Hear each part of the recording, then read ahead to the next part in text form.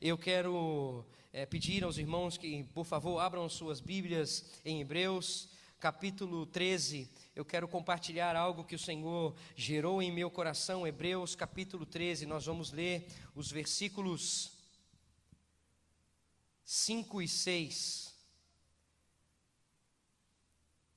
Hebreus, capítulo 13, versículos 5 e 6. Mas antes de nós lermos, eu quero somente dar uma orientação acerca dessa palavra que nós vamos ler. Meu coração, de verdade, irmãos, meu coração está muito temeroso com a ação do Espírito sobre nós aqui neste lugar. Estou com muito temor e tremor. Eu creio que esse é um tempo que o Senhor está manifestando um ajuste para um avivamento aqui nessa igreja, irmãos. Eu creio nisso. Eu creio que é um tempo de verdadeiramente todos que estão aqui neste lugar voltarem o seu coração para não outro lugar a não ser a presença do Senhor. Não deixar com que nada que os seus olhos desejem seja maior do que a presença do Senhor. É certamente isso que nós vamos falar aqui. Mas o meu coração está com muito temor e tremor. Nós podemos sim, certamente nos divertir e nos alegrar. Mas eu vou dizer uma coisa para os irmãos. Só existe uma alegria que significa satisfação perfeita em Cristo Jesus. E existe então um nível que o Senhor quer nos levar para que a nossa alegria ou que a nossa satisfação continue sendo viver aquilo que Ele disse para viver e não aquilo que nós temos desejado construir e viver. Eu sei que nós podemos brincar, e isso é uma coisa do céu, a alegria do Senhor sobre nós. Mas eu digo ao Senhor que Deus está nos levando aqui para um lugar onde as próprias brincadeiras serão brincadeiras que vão continuar honrando e glorificando o nome do Senhor. A forma de se portar aqui entre os irmãos vão continuar glorificando, onde as pessoas vão olhar e vão perceber um toque do Espírito Santo. A forma de brincar, entende, queridos? Não é que não pode brincar, mas é uma profundidade que Deus está levando a este lugar, conduzindo essa igreja, um caminho nesse lugar, onde a brincadeira, as pessoas ao verem as pessoas brincando umas com as outras, falando, conversando umas com as outras, elas vão sentir o toque do Espírito Santo, elas vão sentir um toque que não é de homens, elas vão sentir uma satisfação que não vem de homem, que não é gerada por homem, elas vão perceber uma alegria, uma paz, um preenchimento tão intenso, isso por meio de falas, isso por meio de reuniões. Eu creio que Deus está levando este lugar para viver um tempo em que os GPs vão manifestar tanta luz nos bairros onde estão, que as pessoas começarão a ser cada vez mais atraídas por uma luz que estão fluindo de cada GP, porque as pessoas que estão se reunindo naquele lugar, elas não estão se reunindo para outro propósito, a não ser entender aquilo que está no coração de Deus, a não ser anunciar aquilo que está no coração de Deus. Nós vamos continuar nos reunindo aqui em churrascos celestiais, em momentos de comunhão celestiais, mas isso vai ser algo tão sobrenatural, que as pessoas vão perceber nesse ajuntamento uma manifestação da glória de Deus. Existe um nível mais profundo que o Senhor deseja levar cada vez mais a este lugar, onde as pessoas vão ser impactadas por manifestações de dons espirituais na união dos membros do corpo do Senhor Jesus Cristo. Entende, queridos? Existe um ajuste que Deus está trazendo neste lugar, existe um novo nível, um novo patamar que o Senhor está levando aqui neste lugar. Certamente algumas pessoas irão se agoniar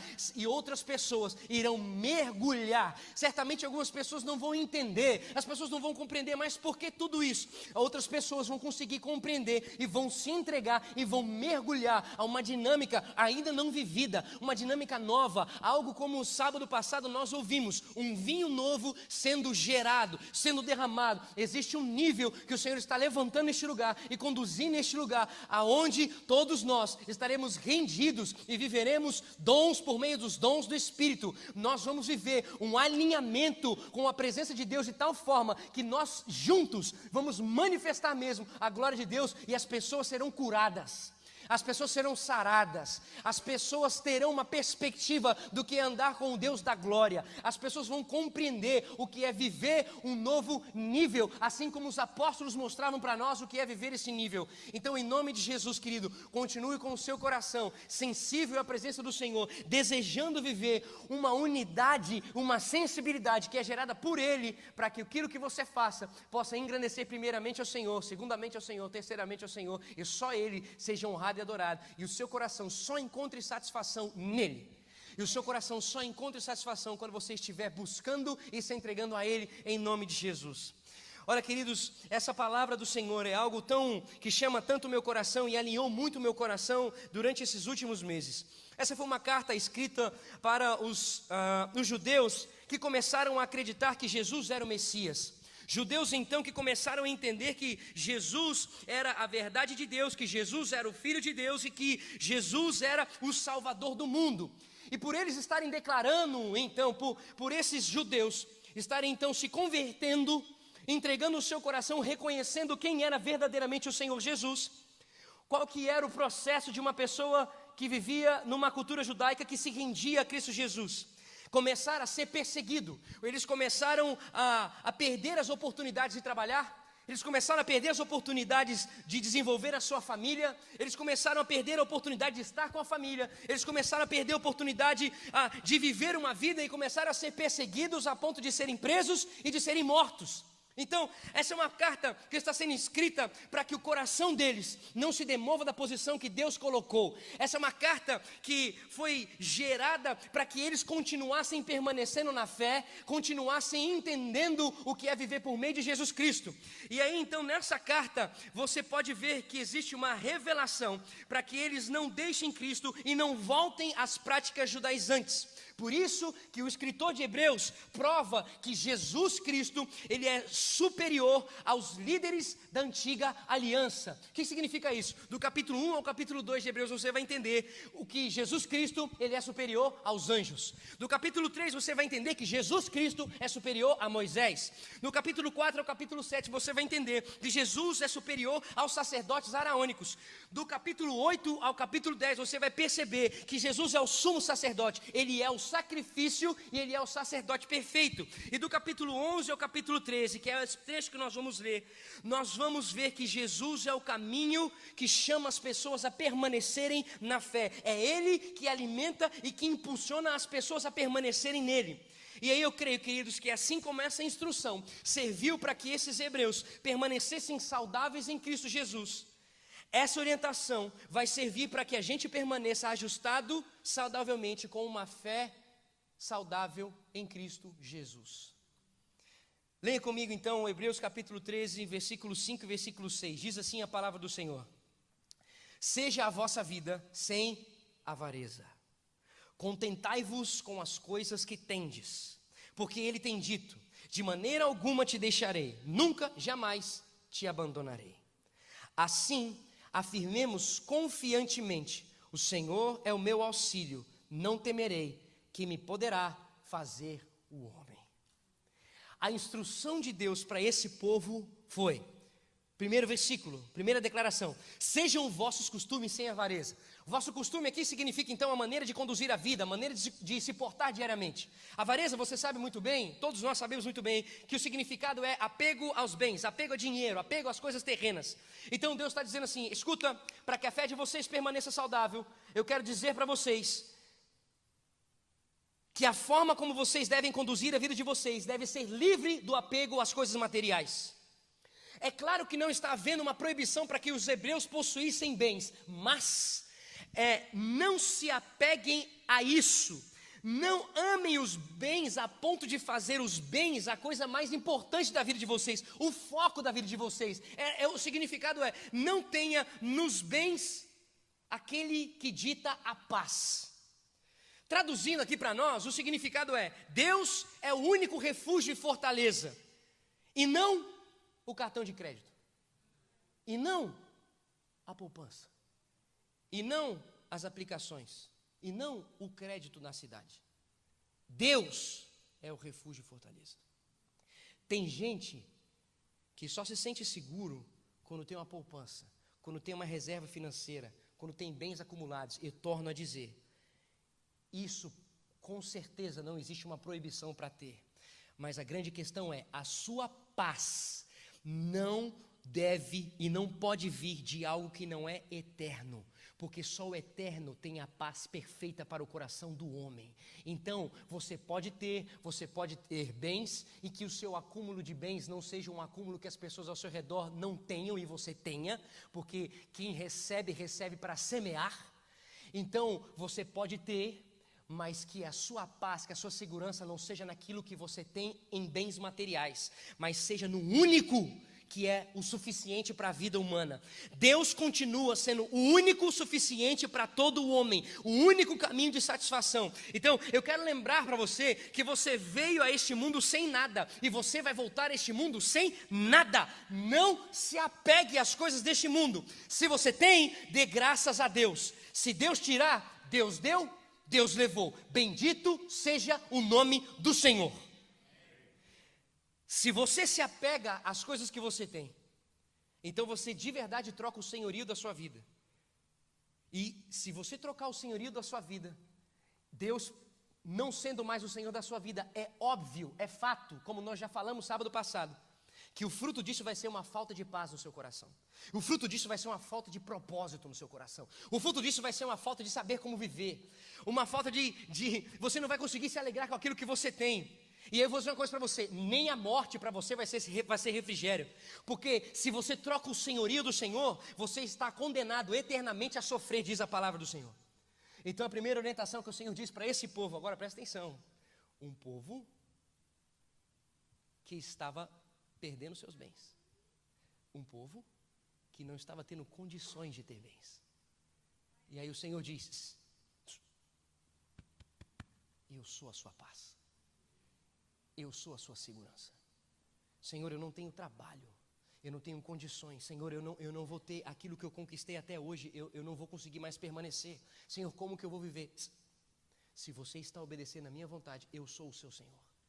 Eu que trago a paz. Fui eu que gerei a possibilidade de você ter o que você tem. E se eu tirei, é porque eu continuo sendo aquele que vai cuidar de você como você deve ser cuidado. A segunda coisa que o Senhor diz é, primeira, nós entendemos aqui que é, seja vida sem avareza. Segunda é, contentai-vos com o que tendes. Irmãos, presta atenção, olha o contexto. Eles perderam, eles não tinham família, perseguição, sem possibilidade de crescimento, sem possibilidade de avanço. E o que o Senhor diz para eles? Contente-se com o que você tem.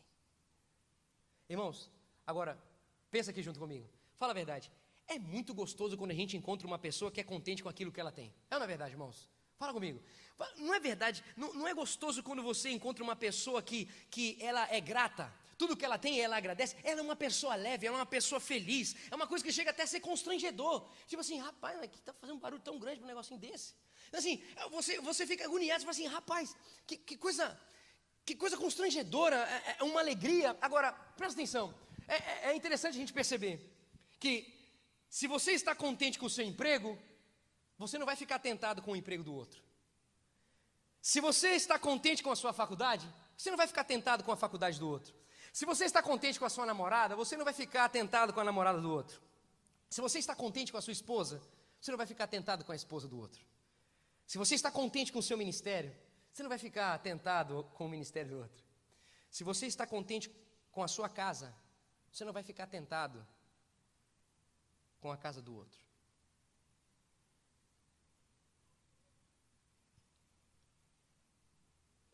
Agora,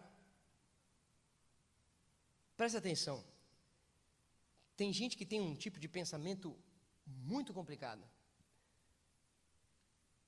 Porque o que eu quero deixar claro aqui é que o contentamento não torna a pessoa burra. O contentamento não torna uma pessoa passível. Não torna uma pessoa medíocre. Contentamento não tem nada a ver com uma pessoa que é acomodada. Isso não tem a ver com contentamento. Sabe por quê? Porque eu posso estar contente com aquilo que o Senhor me deu e eu posso dizer, Senhor, se for possível, gostaria de um outro emprego. Senhor, eu sou muito grato com a faculdade que o Senhor me deu, mas se for possível, gostaria de fazer uma outra faculdade. Se estiver dentro do propósito que o Senhor tem para mim, então mostra para mim o caminho para que eu trilhe isso. Senhor, eu estou contente, isso que eu tenho, isso já é bênção. Mas se for possível, uma troca de trabalho, uma troca de carro, uma troca de casa, Senhor, eu gostaria. O contentamento não limita você a permanecer com o que você tem, mas o contentamento faz você continuar em paz e tranquilo se você não conseguir algo novo. O contentamento faz você conseguir ficar tranquilo. É o seguinte, eu gostaria, mas se não veio, glória a Deus, porque o que eu vivo é o que eu preciso viver. Glória a Deus, porque eu tenho um Senhor que toma conta de mim, cuida de mim, que aquilo que eu preciso ter e viver, é isso que Ele coloca em mim. Então, o contentamento faz você viver dias difíceis e os dias difíceis não consumir seu coração.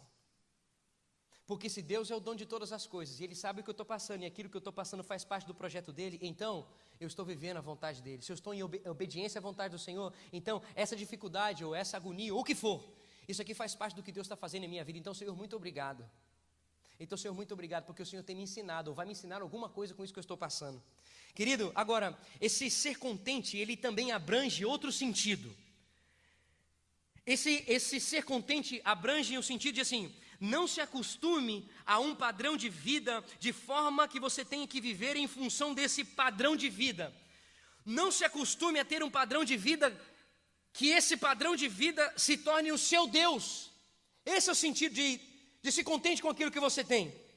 Tem gente vivendo em função de sustentar um padrão de vida e esse padrão é o seu Deus. E esse padrão é a sua luta, esse padrão é o seu desgaste, esse padrão é a sua vitória maior. Querido, isso é idolatria. Tem gente que levanta e é impulsionada para viver e trabalhar para que consiga sustentar o padrão de vida que quer viver. E não para adorar ao Senhor, e não para manifestar a glória e a honra ao Senhor pela oportunidade de trabalhar, e não para honrar e glorificar o nome do Senhor. Tem gente que planeja, maquina, não consegue dormir e etc.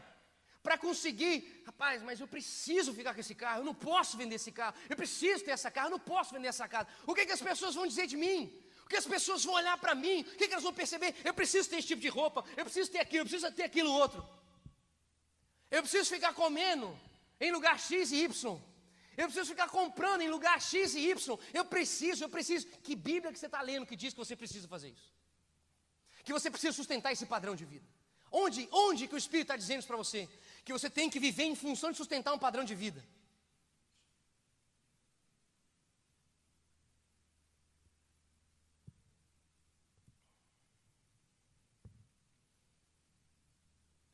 Tem gente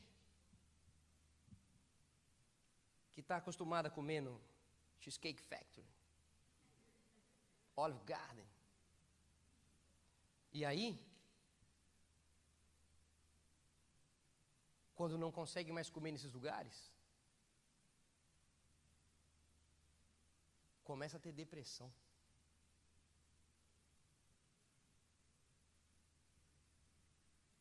Quem é o Senhor dessa vida? Tem gente que quando não consegue mais ir em lugar X, Y, Z, e quando Deus tira isso, entra em pânico. Por quê? Porque perdeu o seu Senhor. Porque perdeu o seu ídolo.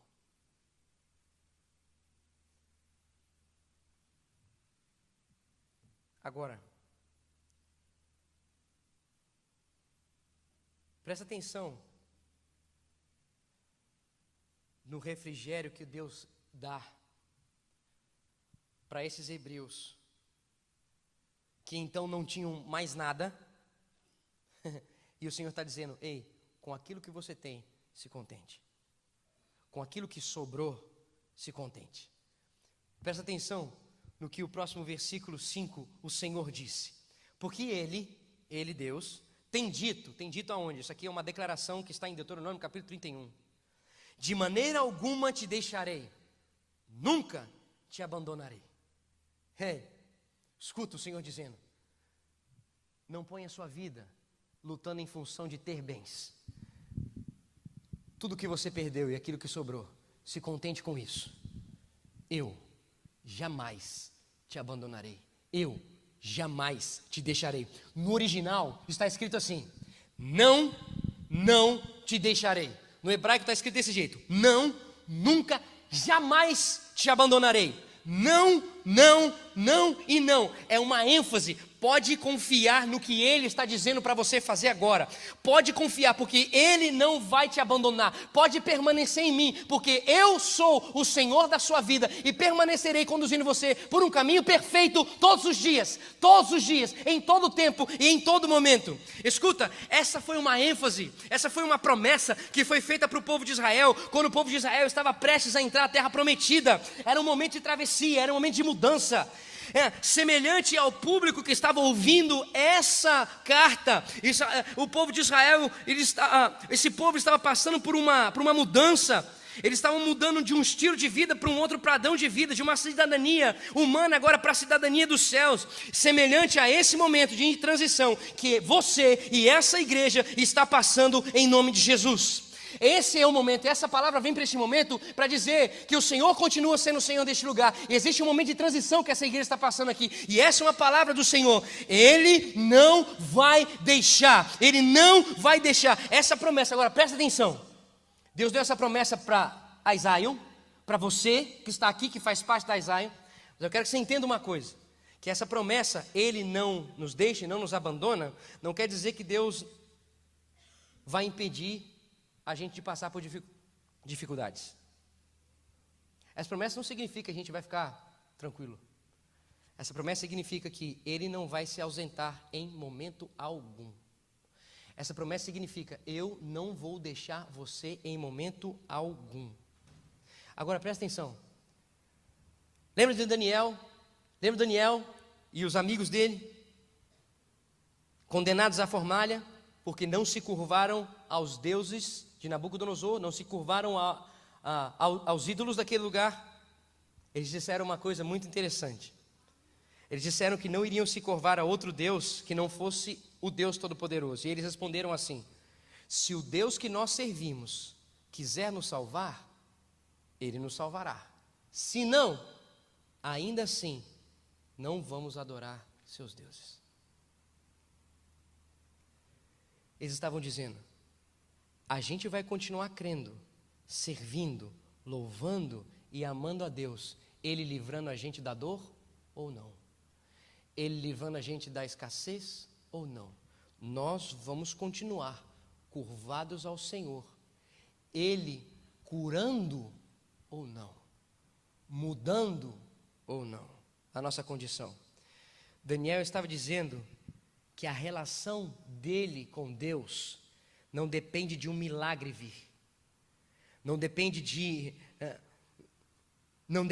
Deus manter tudo o que ele tinha conquistado até esse ano de 2019. Daniel estava dizendo que a relação dele com Deus, a entrega com Deus, a adoração, a intensidade nele em servir ao Senhor, etc., não depende de manter tudo aquilo que ele conquistou. Queridos, Deus pode fazer um milagre na sua vida, na sua saúde? Deus pode.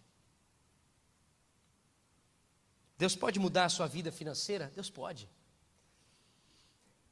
Deus pode levar você a conquistar coisas? Deus pode, claro que pode. Mas ainda que Ele não faça, a promessa dEle continua sendo verdadeira. Ele estará com você em 2019, 2020 e 2021, até os confins. Ele vai dar contentamento, tranquilidade e graça. Ele vai cuidar do seu coração, guiando a sua vida por inteiro. Essa é a promessa dEle e Ele não é homem para mentir. Deus nunca vai te deixar. O versículo 6 diz assim: e assim, significa, na certeza de que Deus nunca vai nos deixar, com confiança, ousemos dizer: o Senhor é o meu ajudador, e não temerei o que me possa fazer o homem. O que esses outros judeus podem fazer com vocês, queridos hebreus? Eles podem tirar coisas humanas, eles podem até matar vocês, mas jamais vão tirar a salvação de vocês, jamais vão tirar aquilo que eu coloquei em vocês, jamais vão tirar a eternidade do coração de vocês, jamais eles vão tirar a paz, a comunhão com a minha presença, jamais eles vão arrancar a comunhão que vocês têm comigo. Homem nenhum pode fazer alguma coisa contra aquilo que eu gerei, aquilo que eu estabeleci. Homem nenhum. O que me pode fazer um homem? Nada, porque aquilo que Deus tem para a minha vida e que me sustenta até hoje, nenhum homem pode arrancar, nenhum homem pode tirar. Igão, início do semestre chegou. Será que eu vou conseguir manter na empresa que eu estou? Será que eu vou conseguir me manter no emprego que eu conquistei, que eu ralei para conquistar? Igão, será que eu vou conseguir entrar numa faculdade? Será que eu vou conseguir sustentar todas essas coisas, a casa, o carro, os lugares, os bens que eu tenho até hoje? Será que eu consigo melhorar? Será, Igão, será que eu vou conseguir? Eu vou dizer uma coisa para você, querido, se nós estamos confiantes na promessa de que Ele nunca nos abandonará, o que eu posso dizer para o seu coração em relação a esse semestre é: sossega e descansa na presença do Deus Todo-Poderoso. Sossega. Para você que está com dúvida, para você que está agoniado, para você que está passando por o que for na sua vida, o que eu posso dizer para você é: Deus está dizendo, eu sou com você, ponto final. Eu sou a sua segurança, eu sou o Senhor que ordena, eu sou o Senhor que constrói, eu sou o Senhor que gera, eu sou o único e suficiente Senhor e Salvador, e ponto final.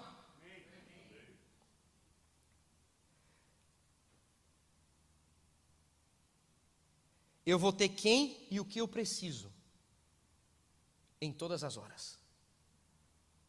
Você vai ter quem e o que você precisa, se você se manter ou se você for despedido. Se você conseguir ou se você não conseguir emprego. Se você conquistar ou se você não conseguir conquistar o que você está querendo. Se Deus disse que não vai nos deixar, o que o homem pode fazer? Aí, queridos, na boa. Romanos capítulo 8, versículo 31, você não precisa abrir, eu quero ler isso aqui para você. Romanos capítulo 8, versículo 31, versículo 39 diz assim: se Deus é por nós, quem será contra nós? Aquele que nem mesmo a seu próprio filho poupou, antes o entregou por todos nós, como não nos dará também Ele todas as coisas? Quem intentará acusação contra os escolhidos de Deus? É Deus quem os justifica. Quem é que condena? Pois é Cristo quem morreu, ou antes quem ressuscitou dentre os mortos, o qual está à direita de Deus e também intercede por nós. Quem nos separará do amor de Cristo? A tribulação, a angústia, a perseguição, a fome, a nudez, o perigo, a espada?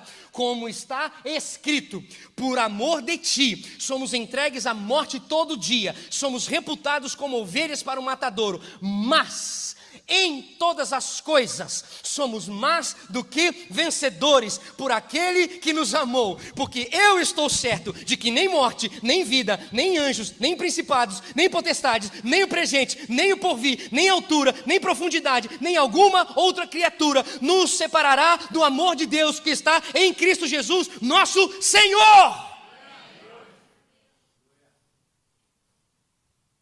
Ainda que nesse semestre nos tirem tudo, ainda que fiquemos sem nada que conquistamos até aqui, ainda assim somos mais que vencedores por meio daquele que nos amou e disse que nunca, jamais nos abandonará. O Senhor é o meu auxílio. O que me podem fazer os homens? Nada tem maior valor do que Cristo. Nada tem maior valor do que Cristo. Cristo é Cristo e é Cristo e é Cristo.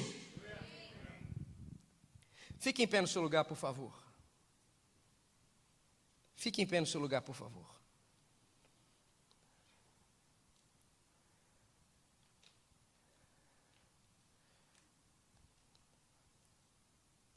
Salomão, tido por muitos historiadores como o homem mais rico do mundo, disse assim em Eclesiastes capítulo 2, versículo 11: contudo, quando avaliei tudo o que minhas mãos haviam feito e o trabalho que eu tanto me esforçara para realizar, percebi que tudo foi inútil. Foi correr atrás do vento. Não há qualquer proveito no que se faz debaixo do sol. No capítulo 1, versículo 2, ele diz: que grande inutilidade. Que grande inutilidade. Nada faz sentido. Qualquer planejamento, qualquer conquista que não estiver embasada no temor a Deus, não estiver alinhada com a presença de Deus, é vazia. Qualquer empreendimento, ou avanço, ou conquista que for, que não estiver debaixo do temor do Senhor, será como correr atrás do vento.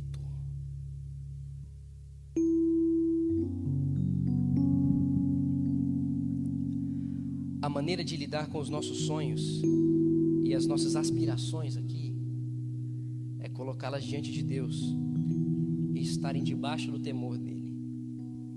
Caso contrário, queridos, todas serão loucura. Emprego, graduação,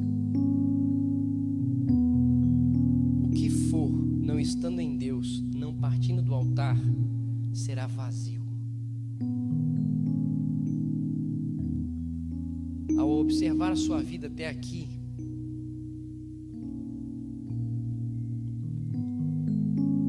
você, ao analisar a sua vida até hoje, esse último semestre, esses últimos anos aqui, você acreditou mais na palavra que Deus deu acerca do que você se envolveu? Ou você acreditou mais na sua capacidade de conseguir realizar e avançar? Você queimou as suas forças orando e trabalhando? Ou você queimou as suas forças crendo que você ia conseguir, que você se bastava? Queridos, as nossas reações diante das dificuldades mostram quem é o nosso Salvador.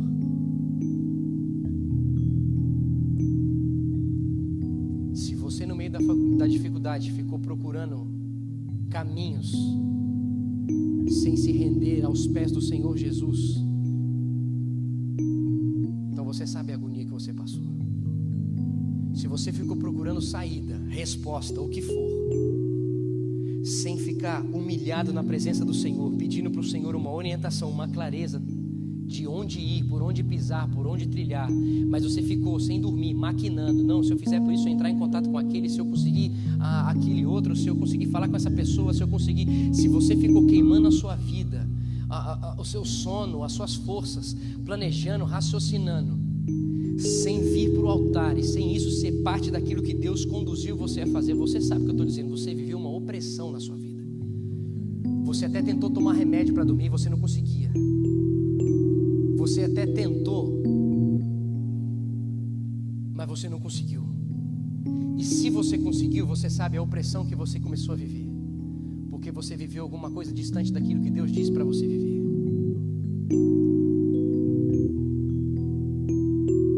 Em nome de Jesus, pare de achar que dinheiro, pare de achar que sucesso vai garantir alguma coisa para você. Essas coisas só vão oprimir a sua vida. Qualquer coisa fora de Deus, escute isso, qualquer coisa fora de Deus vai te cegar, vai te sugar e vai te matar. Escuta, qualquer ação fora de Deus vai te cegar, vai te sugar e vai te matar. Para de reclamar quando você perder alguma coisa, ao invés de você ir para a presença de Deus e desejar ser suprido pela presença de Deus. É tempo de um avivamento aqui neste lugar. Por isso é tempo de um alinhamento da soberania de Deus aqui. É tempo de avivamento na Zion. Por isso é tempo de alinhamento à suficiência do único Senhor. Se não for nele ou por meio dele, nada vai ser suficiente, nada vai satisfazer o seu coração.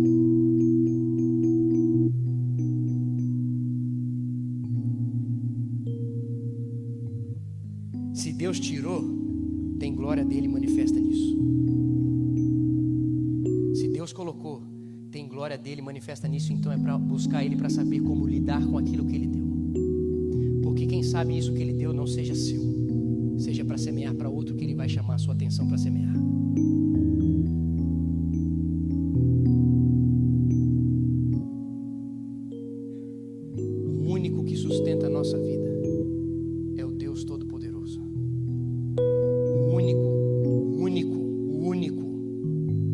não existe outro. Por isso, em nome de Jesus, venha para o altar do Senhor, rasgando o seu coração, dizendo: eu não quero trocar o senhorio, eu não quero buscar o que é vazio, eu não quero negociar a minha vida por qualquer outra coisa que essa terra me mostre, a não ser o único e suficiente Senhor e Salvador. Eu não quero trabalhar se não for para honrar o meu Senhor e Salvador. Eu não quero viver para sustentar uma coisa que o Senhor não me mostrou que eu tenho que ter e que eu tenho que sustentar. Eu quero viver aqui para glorificar o nome do Senhor, porque somente nele eu vou encontrar a satisfação para eu viver a vida que eu tenho que viver. Em nome de Jesus. Se você entende que existe alguma coisa que necessita ser ajustada no seu coração, se você entende o que o Espírito Santo está desejando ajustar no seu coração aqui, feche os seus olhos e põe a mão no seu coração. Se você entende que existe alguma coisa diante dessa palavra que você ouviu hoje, que o Senhor deseja ajustar e que você entendeu que necessita ser ajustada, então feche os seus olhos e põe a mão no seu coração. Mas agora fale com o seu Deus. Fale o que você entendeu, fale o que Ele mostrou para você diante dessa palavra. Diga aquilo que Ele mostrou para o seu coração diante dessa palavra. Diga o que Ele mostrou, que caminho que você estava seguindo. Fale com o seu Senhor agora em nome de Jesus. Fale com aquele que disse para você que é o único que não vai te abandonar. Em nome de Jesus, querido, é você e o seu Senhor agora. Não é a minha oração, não é a música que é tocada, não é nada. Isso é você e o seu Senhor agora. Tenha um tempo agora com o seu Senhor, dizendo para Ele: Pai, pega na minha mão e me traz de volta ao rumo e ao prumo que eu, quem sabe, negociei e saí. Pega, Senhor, e traz de volta. Traz de volta agora em nome de Jesus. É você e o seu Senhor. Rasgue o seu coração e fale com Ele agora em nome de Jesus.